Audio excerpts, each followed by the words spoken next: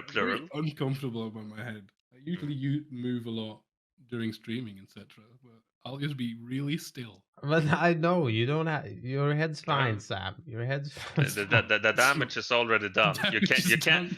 you can't put the head back in the bag after you have criticized it to this degree. I don't think I don't think I have criticized the head. What You the head? It's not it, even. it It's not even a it's person anymore. listen. It's the implication. Okay, it's because of the implication. Okay. So No, I'm sorry if I implied there was something wrong with your head, Sam. no, it wasn't even implied. It was just straight up No. said.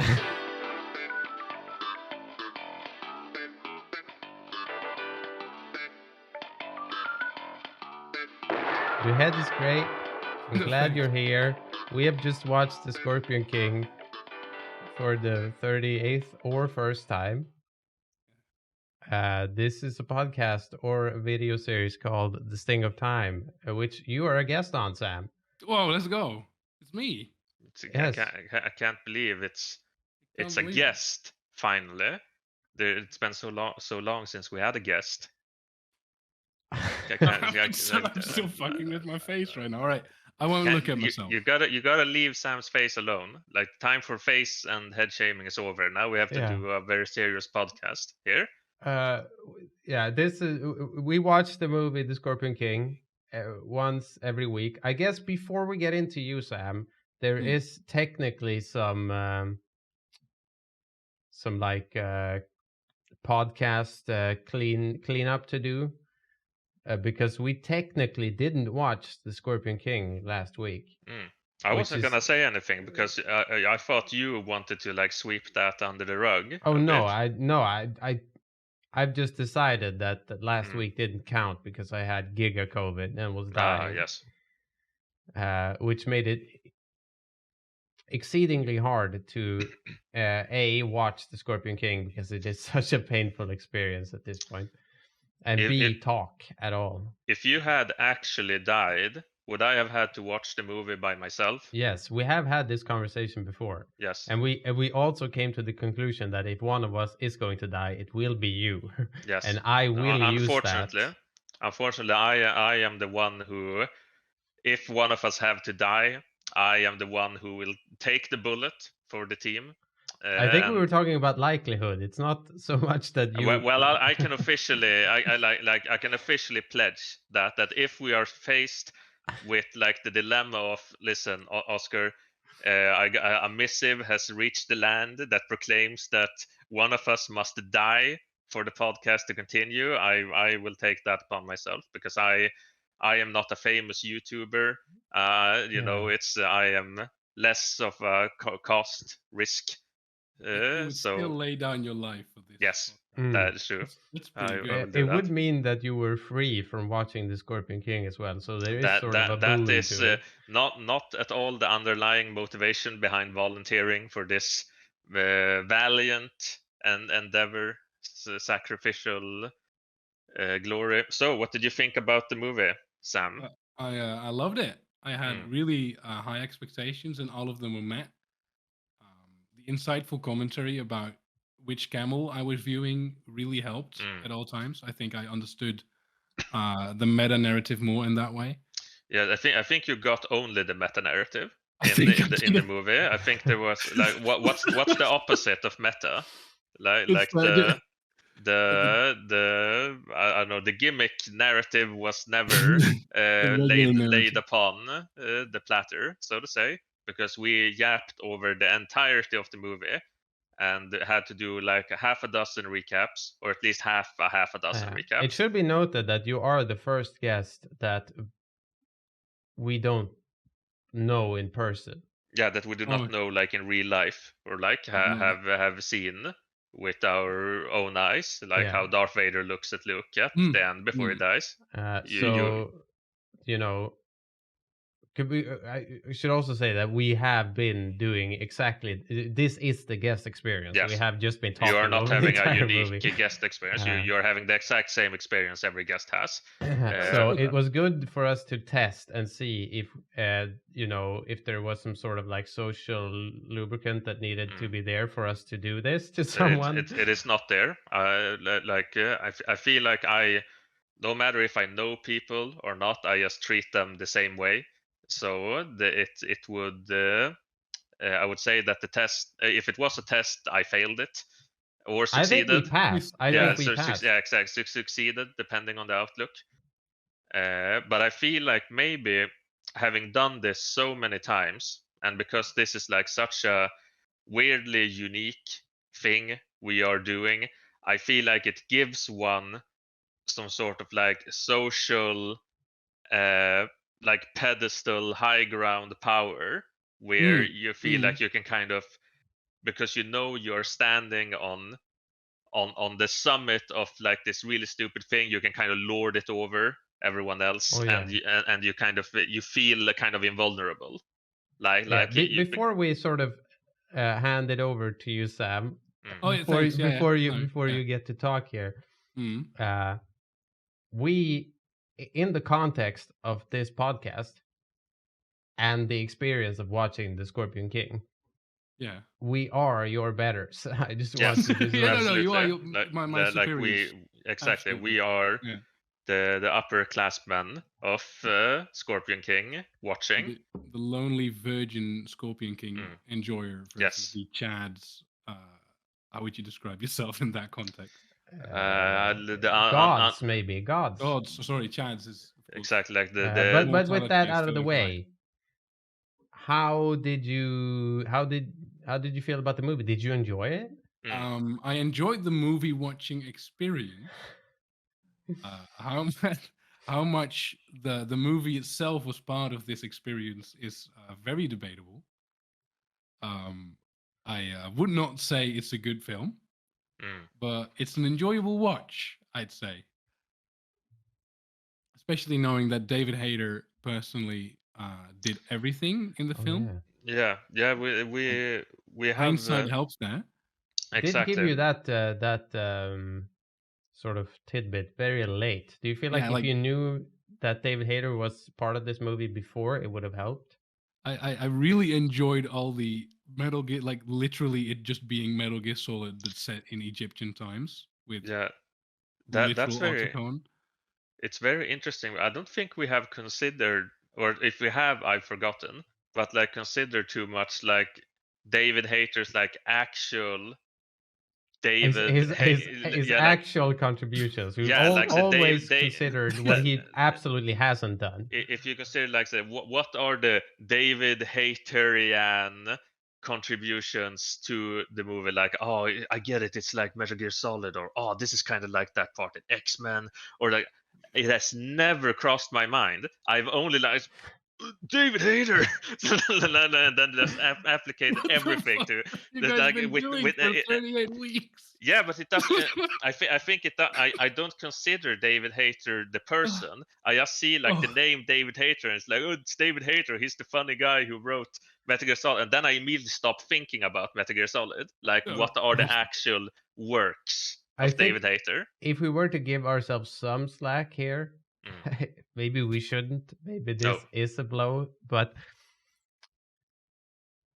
how much of this, of the Metal Gear Solid story or universe, David Hayter has fuck all to do with that. Yes, He just that does the voice. absolutely He true. says the funny lines. I don't Well, think he has anything. no. I don't think David Hayter knows what Metal Gear Solid is about. Like when if you really get down to it, like if you ask David Hayter to like, so David, what explain you like the meta narrative or whatever of the Metal Gear Solid saga, like what are the beats? He would be just like, something, Well, something, so I think calm, you would get cigarettes, with the Naomi. Scorpion King. I think you would get this film if he had to explain it in a Yeah. way that doesn't is literally. this just therapy Yeah, for working with Kojima? Is you write the Scorpion King? I think like screenplay, right? He wrote on this film. Yeah. Like objectively, he must have done that. Otherwise, he would not be added into the little screenplay Yeah, section. he did the script for the movie. So Yeah. maybe if you consider it from that angle, maybe he opted to try to make it so un-Metal Gear Solid as possible, but failed because Still it's like it's infected him so much. Like Kojima touched him too much while they made Metal Gear Solid. So You're getting a he bit Watchmen-y here. oh yeah, Yeah. I don't like the Watchmen. I let it be known in the land that Oscar does not like the movie The Watchmen. The reasons why I shall keep to Yeah, myself. I it's shall not go into those reasons in public script. But if you like The Watchmen, you might still be a good person, but you have bad taste. Yeah, That I'll is go one further. The podcast, The Sting of Time, has this message: if you like Zack Snyder's The Watchmen, fuck you. good. Let such an edict be proclaimed in all Let lands. it be known that that does not apply to everyone who's on the podcast. Just No. maybe the two hosts. But No, the well, the podcast as a totality, you know. Oh, all right. Yes. Okay. Like yeah. we all have our Mm. individual voices, but you know, the podcast. So sorry, Leeloo, you may not think this, but the podcast. Yeah, I'm all, you know, you can like whatever you want, you know, but so, you know the podcast is not called Leeloo's and Oskar's opinions. It's called The Sting of Time, and it is its own entity with its own decrees and edicts ready to be dispersed in all directions at any time. did you have a standout part that you remember about the movie? I'm impressed if you have a single one. That will impress me. Yeah. The part with the camel and the little zipline thing is the literal only thing that's come to mind, which is That's like a the very beginning of the very film. good one. Very good I think one. it's same. To Because see the camel acting. Yeah. Yeah, exactly. Because we completely glossed over that, and that came up that how we are so desensitized to the movie in general that we are talking about how you see the villain is actually the good guy because it is actually morally justifiable to conquer nations and genocide, like weird, you know, stuff like that you don't really want to say to people out of context. And meanwhile you're watching it and like, haha, funny, the camel, he slid on the wire, and we're like, what the fuck are you talking about, Sam? Oh right, what's happening in the movie? Oh, to the film. Like, sorry. it's like just like this completely organic motion for us. It might Yeah. as well be a cloud blowing in the wind. It's kind of in that vein.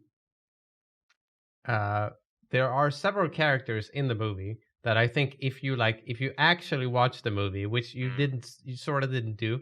I'm sorry. I will. Well, it's not. I will say it's not. Wrong, yeah, it's not your fault, Sam. But you sort of didn't watch the movie. Not. I mean, we can't sort of.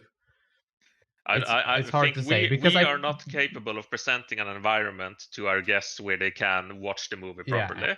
Yeah. You are here for us. Exactly. We are not here for you.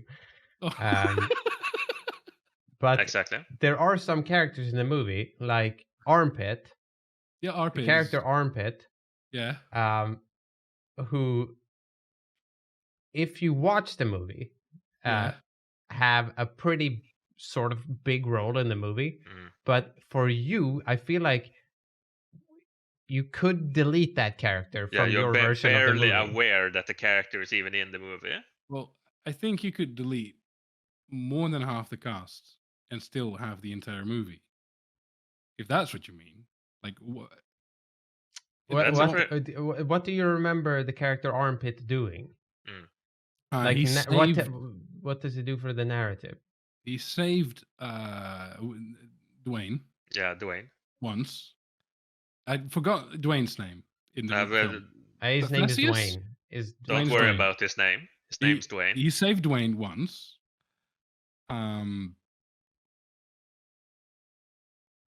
That's all he did. And he also had a little cuddle with Cassandra under the rug. He does have that. Oh yeah, when they get out, it's like like a reverse drive-by, platonic cuddling grazing cuddle.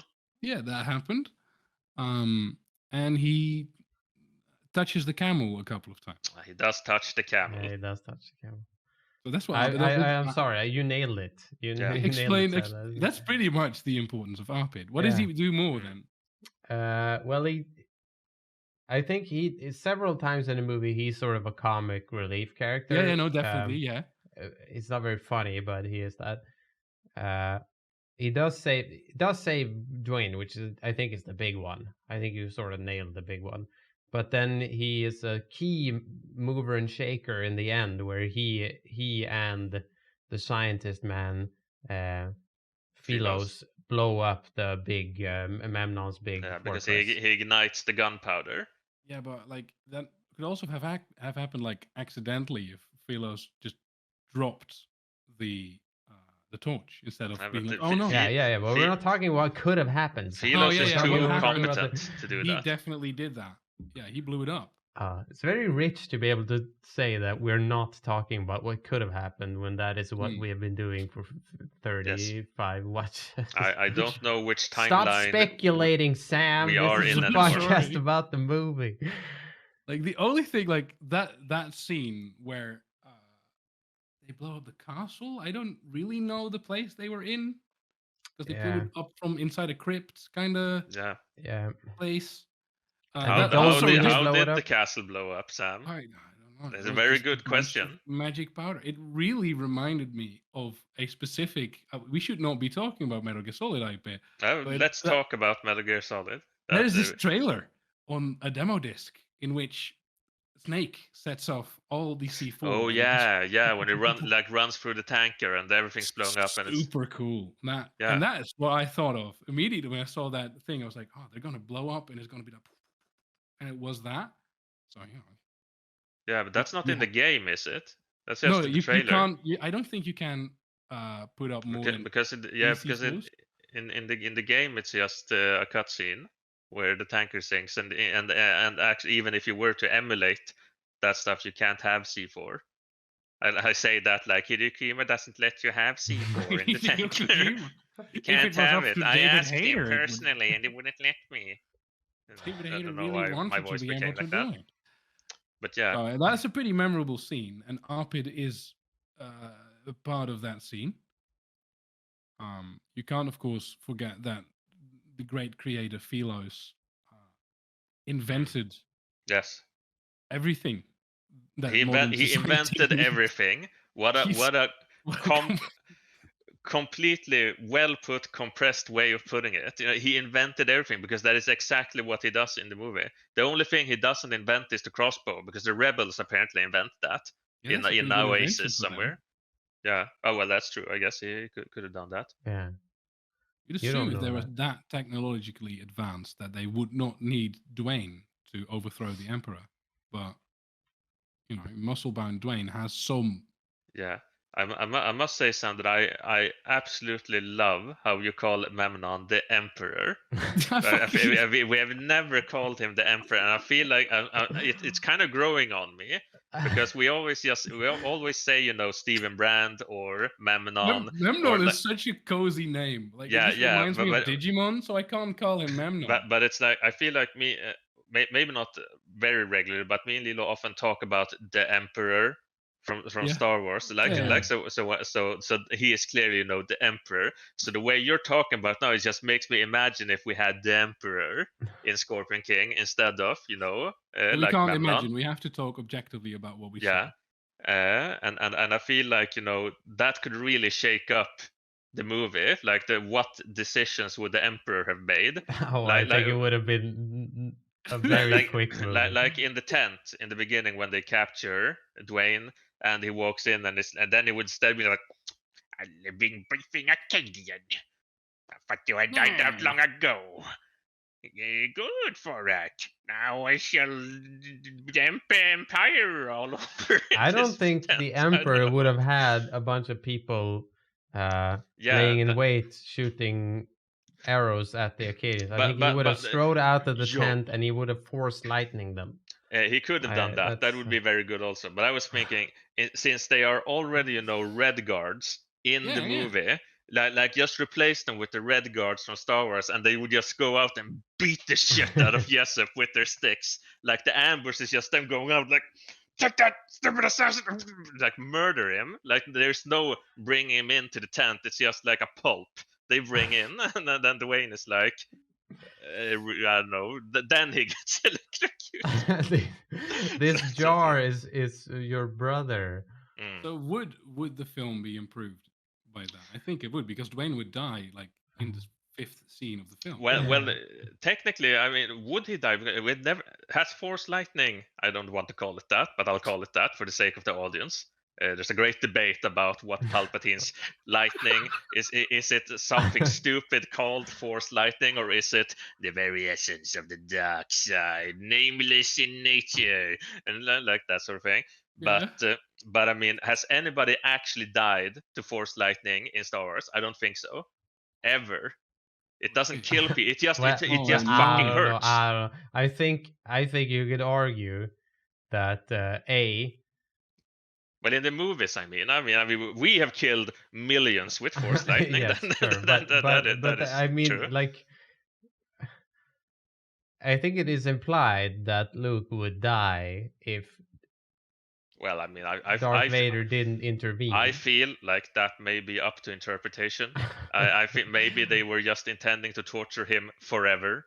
Dwayne die? That's the real question, though. Yeah, but Dwayne is way less.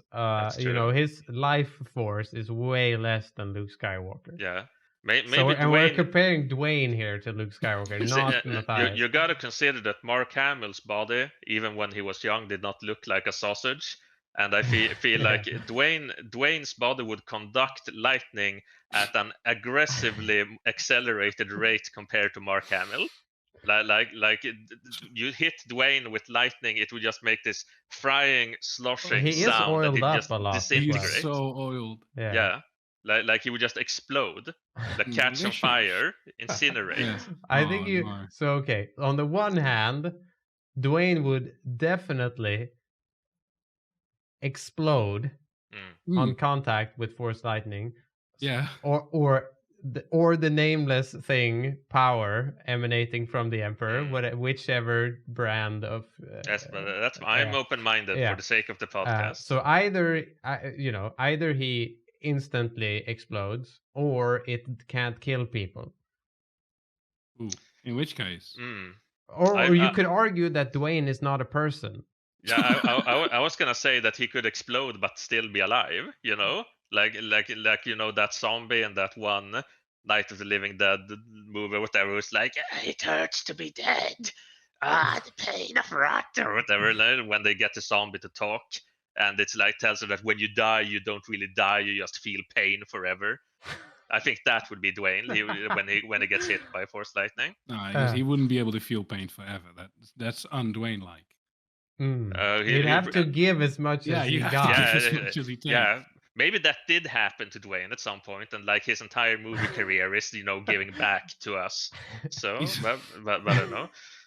So anyway, what's your favorite Metal Gear Solid game? My contract. No, I feel like I've been derailing this, but I don't actually know if this is not just how I feel like this is completely on rails for how the guest ones usually go, or how every podcast usually go. I would say Metal Gear Solid 1. Yeah. That's a fine good answer. Pick.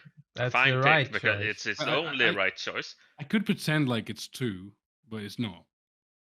I feel like that is if you're pretentious, you say Metal Gear Solid 2 is my favorite Metal Gear Solid game. No, I'll tell you, there are no less pretentious people in any land than right here.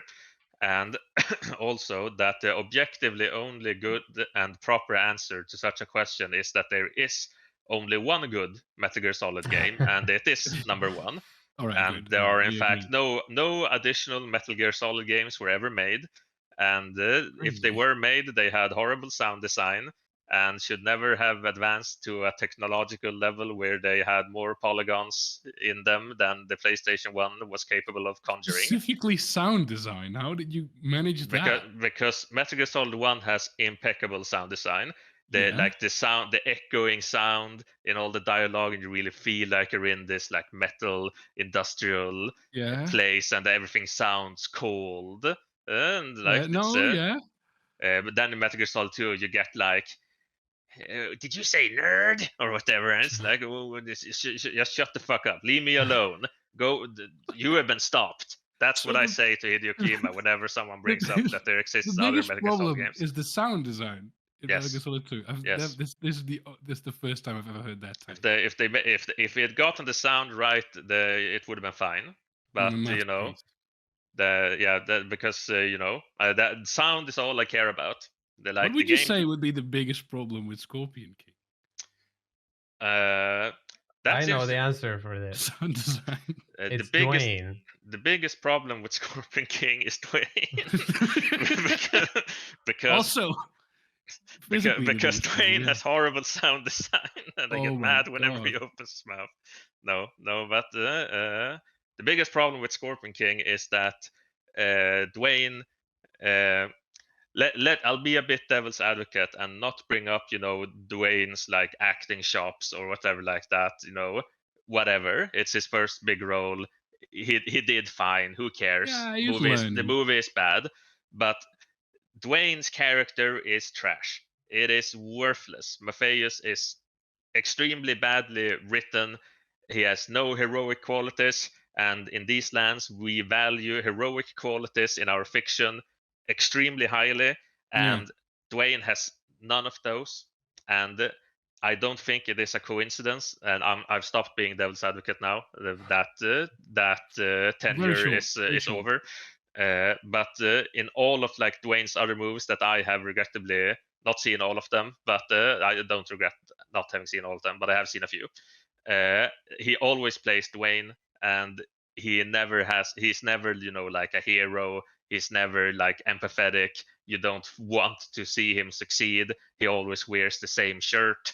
He looks the same. You can have like 8 pictures of Dwayne from fucking San Andreas, Jumanji, whatever stupid movies Dwayne have been in, fucking Doom movie or whatever, and they'll just look the same. He wears the shirt in Doom probably. I haven't seen Doom.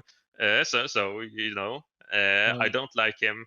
I think he does poorly in the movie, and I'll say this as well. I love Sword and Sorcery. I think Sword and Sorcery is peak.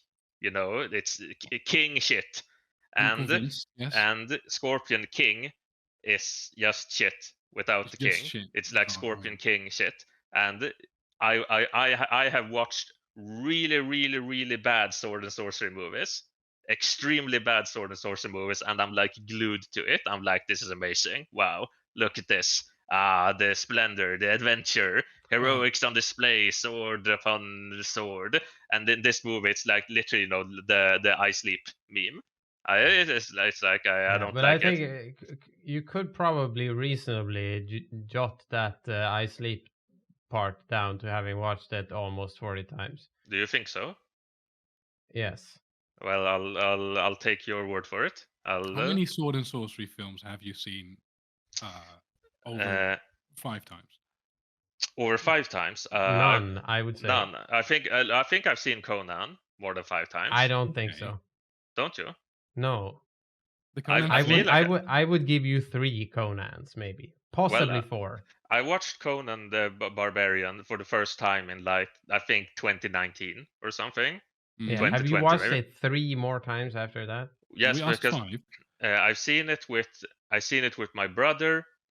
I've seen it at my mother's place at one point, and I have seen it obviously by myself. We saw it during the Arnoldathon, so that's 4 at the very least. Ooh. And I believe I have seen it with my dad also, so that's 5. And has it been enjoyable all those times? Yes, it's an extreme quality film. Very good movie. I recommend it to anyone in any land who is watching this. Should give it a go. A fine movie, unlike The Scorpion King. In all 37, 8? No, because you didn't watch it last week, wasn't it? But this is 38. This is last week. We just 38. Oh, this is week 39. Whatever. All right. So, in all those watches, this has never been enjoyable. There's not been a wave. That's not true. That is not true. No. We have watched watch number 10 we watched it in cropped 4:3. A fine watch. In black and white with cranked contrast, with no sound, and the soundtrack to Nosferatu playing. Yes. Or exactly. well, technically the entirety of the movie of Nosferatu. Yeah, like we ripped the audio track from the silent movie Nosferatu, so it's just like someone going ham on the piano for like several hours or 1.5 hours, and we put that over this like visual filter of the movie, and it was a fantastic watch. It was really great. I'd also recommend that to anyone who wants to watch the Scorpion King. Don't watch Scorpion King. Watch it in black and white with the contrast and the audio from Nosferatu, because the audio synced up so perfectly. There were so many dramatic moments where really, stomped on the piano, and then it was really the cave, assassination cave was marvelous, like peak, very good, and so that was the good watch, the legendary good watch. Yeah, all the other 37s have been, I would say, varying shades of disappointing. Some of them have been horrible. Horrible. Oh, you've come out worse as a person. Yeah, I feel like a lot of what I was going to say, never mind what I was going to say. I'll say this instead. That some watches have truly been worse for one party than the other party. Like some watches like has been torture for you, while I have immensely enjoyed them, like the edit. And then other ones have been, I'm not sure, there might not be one where you have like immensely enjoyed it, but where you have been fine and I have been miserable, like when I had like insomnia, and I hadn't slept for like 5 days, and then it was time to watch the Scorpion King. Yeah, we watched the Scorpion King. You had a pretty horrible time with it, and then afterwards you basically spent 25 minutes saying you were going to toss me in a fire and I was going to die. Exactly. Yes, like I threatened your life for this real. Was during the film. This was no. This was on the podcast. This is on the podcast. I stopped caring about the fact that we were recording a podcast that is like public record and can be used against me if it would come to litigation, and I just threatened to kill Leeloo, like very literally. But that's all in the past now. Because I sleep like a baby now, so it's all fine. Nobody has to get worried. That. You didn't. I felt nothing afterwards. It was. My feelings have been numbed by the Scorpion. Yes, exactly. I would say it wasn't funny, like the podcast episode, but the fact that it was so incredibly unfunny and almost a bit sketchy makes it way funnier. Yes, but that is most things, I think. I feel like that might be a bit in the spirit of this entire project. If you it's not because this project isn't funny. Like it's as a joke, it doesn't really land, especially at least not until it's finished. Then it might be kind of funny, but like at this current stage, it's more like a like just this weird thing. But it becomes funny when you kind of stop and think about it. It becomes really funny when if you're like a guest and you're in it for a little bit, like like you dip your toe into it. I have to say, I wonder if we can be the voice that decides that it is really funny for the guests. 100% can, and I'll tell you why. You can. I'll tell you why I can. I tell you why I can, because I have an eye for these sorts of things, and I can see that guests are always smiling when we bring them on and we talk about the movie and the experience. Sorry, what did you say? Oh, sorry. No, nothing. No, go ahead. I'm always smiling, but I was smiling when you said you were gonna throw me in a fire. Yeah, but I mean, it's like, even if the guest is smiling, like because you're smiling, but on the inside they're like think it's really weird and don't really like it and are uncomfortable, that doesn't matter to my eye. Oh yeah, okay. From that perspective, you are 100% correct. Because my eye cannot see the mind; it can only see the smile. Yeah. Exactly. So that is why I feel very comfortable in my position regarding the well-beings or respectfulness of the time that our guests spend in these lands. At the end of the Only podcast, yeah, because I've decided that we are at that stage now. we have reached that stage. Okay, good. We usually ask ourselves the question, would we recommend the Scorpion King to someone? And the question is invariably no. So I figured we'd spice it up. We'll give you the spotlight for at least maybe 1% of this podcast episode. And let you mull over if you would recommend being a guest on this podcast. If I would recommend being a guest here, yeah, absolutely. No, this has been a great spending of my evening. I had to explain to some people what you were going to do as a podcast, and it always sounds so formal. And it gave a smile to everyone when I said I'm going to watch the podcast with two people who've seen it, who are going to see it 52 times, and just thinking of reasons why that would be a good idea already was funny. So yeah, no, great time, lovely show. Would be here again if for a different film, please. Oh, that might be arrangeable in some future. Dangerous words. In 14 weeks, we might fly on dangerous clouds. Would it also be a terrible film, or would it be a good film? Who knows? It has to be a film we haven't seen, but we shouldn't get too. At the beginning of this podcast, you both had not seen. You were also. No, we were in your seat. Yes, never seen. I had not seen a moving image of this movie. Now I have seen many times. How did it come to you? How did it come to? I asked Oskar, should we watch The Scorpion King 52 times in a row? I said yes immediately. I did not think about it. I did not contemplate it at all. I have had a lot of time to contemplate upon that since then. But and that decision has been regretted or not? I'll leave that for the gods to know and for me to keep. When I stand in front of heaven's gate, only I will know. Yeah. Right. If we die simultaneously and we stand before God, I feel like, if we all die simultaneously, I don't think I can speak for you yet, Sam. No. But I am 100% sure that I would be judged more favorably than Oskar. Unfortunately, me and the gods have had quarrels in the past, but nevertheless, one day I shall meet them eye to eye at last.